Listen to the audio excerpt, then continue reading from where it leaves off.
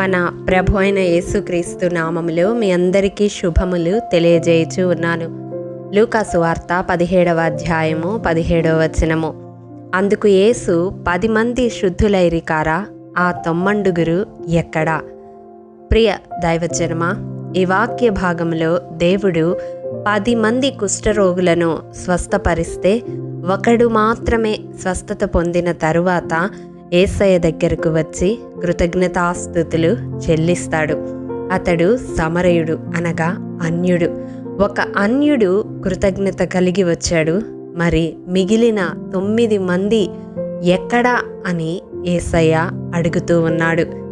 ఈ వాక్యము వింటున్న ప్రియ సహోదరుడా, సహోదరి, ఈరోజు నిన్ను కూడా ఈ ప్రశ్న అడుగుతూ ఉన్నాడు. దేవుడు నీ జీవితంలో ఎన్నో మేలులు చేసి ఉండగా నీవు పొంది ఉన్నావు. మరి కృతజ్ఞత కలిగి దేవుని సన్నిధిలో స్తుతించగలుగుతూ ఉన్నావా? దేవుడు అడుగుతూ ఉన్నాడు, ఏది నీ కృతజ్ఞత అని. 103వ కీర్తన మొదటి 2 వచనాలు చూసినట్లయితే, నా ప్రాణమా యెహోవాను సనుతించుము, నా అంతరంగమునున్న సమస్తమా ఆయన పరిశుద్ధ నామమును సనుతించుము.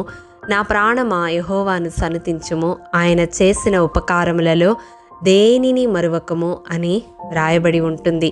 చిన్నదైన పెద్దదైన ప్రతి విషయమును గురించి, ప్రతి మేలును గురించి దేవుని సన్నిధిలో కృతజ్ఞత చెల్లించే వారముగా మనం ఉండాలి. ప్రతి విషయంలో కృతజ్ఞతాస్తుతులు చెల్లించుట మన విషయంలో దేవుని చిత్తమై ఉన్నది అని తెస్సలోనిక మొదటి పత్రిక 5వ అధ్యాయం 18వ వచనం సెలవిస్తూ ఉంది. అవును ప్రియ దైవజనమా, మనము కృతజ్ఞత కలిగి ఉండడం దేవుని చిత్తమై ఉన్నది. ఆ చిత్తాన్ని మన జీవితంలో నెరవేర్చే బిడ్డలముగా మనం ఉండాలి. ఈ దినాలలో మనుషులు వారి సరిహద్దులను విస్తరింపజేసుకుంటూ ఉన్నారు. ఆస్తిపాస్తులను విస్తరింపజేసుకుంటూ ఉన్నారు. వారి చేతిలో ఉన్న అధికారాన్ని విస్తరింపజేసుకొనడానికి ప్రయాసపడుతూ ఉన్నారు. బంధుబలగాన్ని విస్తరించుకోవడానికి ఇష్టపడతా ఉన్నారు. వారు కలిగి ఉన్న సౌకర్యాలను విస్తరింపజేసుకొనడానికి నిత్యము పోరాడుతూ ఉన్నారు. వారికి ఉన్న పలుకుబడిని విస్తరించుకోవడానికి ఇష్టపడుతూ ఉన్నారు. వారు కలిగి ఉన్న స్నేహితుల సముదాయాన్ని విస్తరించుకొనడానికి ఇష్టపడుతూ ఉన్నారు. కానీ అసలు మనము దేని యందు విస్తరించాలో తెలుసా? కొలస్సీ పత్రిక 2వ అధ్యాయము 7వ వచనం ప్రకారం, కృతజ్ఞతాస్తుతులు చెల్లించుట యందు విస్తరించుచు ఆయన యందు నడుచుకునే వారముగా మనం ఉండాలి. అవును ప్రియ దైవజనమా, అట్టి రీతిగా మనము విస్తరిస్తూ ఉన్నామా? మన ప్రార్థనలో కృతజ్ఞతాస్తుతులకు ఎంత సమయాన్ని కేటాయిస్తూ ఉన్నాము? మన అక్కరలు దేవునికి తెలియజేయడానికి ఎంత సమయాన్ని కేటాయిస్తూ ఉన్నాం? ఒక్కసారి పరీక్షించుకుందాం.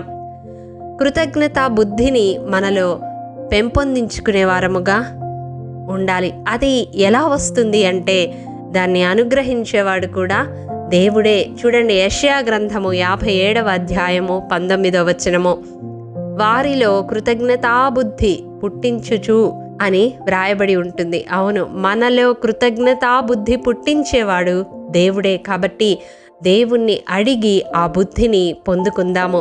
మన జీవిత కాలమెల్లా దేవుని పట్ల కృతజ్ఞత కలిగి సణుగులు, గొణుగులు, సంశయములు మాని జీవిద్దాము. దేవునికి కృతజ్ఞతాస్తుతులు చెల్లించుటలో విస్తరిద్దాము. అట్టి కృప దేవాది దేవుడు మనందరికీ అనుగ్రహించునుగాక. ఆమేన్. ప్రేమ నమ్మకము కలిగిన మా ప్రియ పరలోకపు తండ్రి, మీ పరిశుద్ధ పాదములకు వందనములు దేవా. విత్తబడిన వాక్యమును ప్రతి హృదయములో నూరంతలుగా ఫలింపచేయండి. మా జీవితాలలో కృతజ్ఞతాస్తుతులు చెల్లించుటలో విస్తరించే భాగ్యాన్ని మాలో ప్రతి ఒక్కరికి దయచేయమని యేసు అతి పరిశుద్ధ నామం పేరట అడిగి పొందుకొని ఉన్నాము తండ్రి. ఆమేన్. ప్రియ దైవజనమా, అనుదినము షారోన్ మన్నా ద్వారా అడగబడుచున్న బైబిల్ క్విజ్ ప్రశ్నలకు సమాధానములు ప్రతి నెల మొదటి వారము కామెంట్ బాక్స్లో పోస్ట్ చేయబడతాయి. కాబట్టి గమనించి మీకు తెలియని ప్రశ్నలకు సమాధానములు తెలుసుకొనగలరని ప్రభు పేరట మనవి చేయుచూ ఉన్నాము. ప్రియ దైవజనమా, ఈ దినం బైబిల్ క్విజ్ ప్రశ్న: ప్రభువా, నీవు నా ఇంటిలోనికి వచ్చుటకు నేను పాత్రుడను కాను అని యేసుతో పలికినది ఎవరు?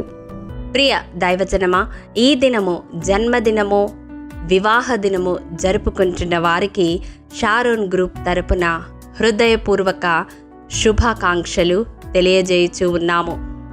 దేవుడు శ్రేయస్కరమైన ఆశీర్వాదములతో ఈ సంవత్సరాది నుండి సంవత్సరాంతము వరకు మిమ్ములను నింపాలని ప్రార్థిస్తూ ఉన్నాము.